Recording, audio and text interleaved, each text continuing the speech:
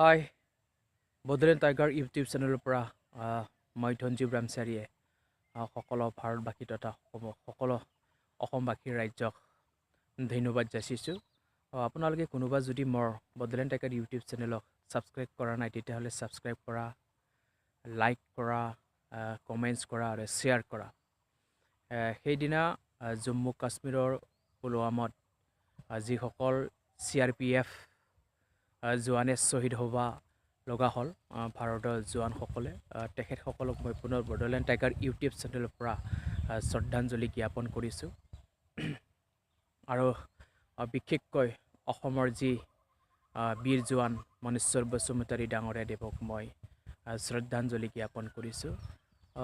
এজন অসমৰ পৰা যি বীৰ জোৱানে শ্বহীদ হ'ব লগা হ'ল অত্যন্ত দুখ পাইছোঁ। পাকিস্তানৰ যি সন্ত্ৰাসবাদৰ হাতত নিজৰ জীৱন ত্যাগ কৰিব লগা হৈ গ'ল।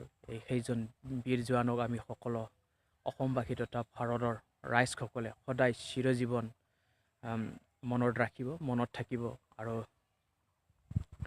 তেখেতৰ আত্মাৰ শান্তিৰ কাৰণে মই ভগৱানৰ ওচৰত প্ৰাৰ্থনা খুজিছোঁ। আৰু অসমৰ মুখ্যমন্ত্ৰী সৰ্বানন্দ সোণোৱাল ডাঙৰীয়াদেৱ আৰু বিত্ত মন্ত্ৰী himanta বিশ্ব শৰ্মা ডাঙৰীয়াদেৱক মই Bodoland Tiger YouTube চেনেলৰ পৰা বিশেষকৈ ধন্যবাদ যাচিছোঁ। যি সময়ত লোকপ্ৰিয় গোপীনাথ বৰদলৈ ইণ্টাৰনেশ্যনেল এয়াৰপৰ্টত মনেশ্বৰ বসুমতাৰীৰ নশ্বৰ দেহ আহিছিলে, সেই সময়ত তেখেতসকলে নিজৰ কান্ধত উঠাই লৈ আনিছিলে এয়াৰপৰ্টৰ পৰা।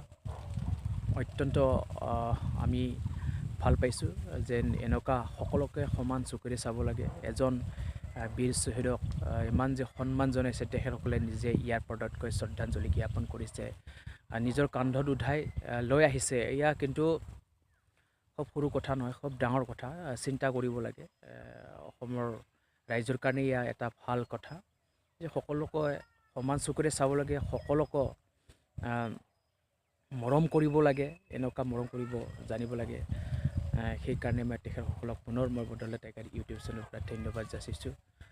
আপোনালোকে ভৱিষ্যতত যেন এনেকুৱা ভাল কাম কৰি যে অসমৰ ৰাইজে যে প্ৰতিদিনে ভাল পায়, সেইটোৱে মই আপোনালোকৰ ওচৰত প্ৰাৰ্থনা বিচাৰিছোঁ।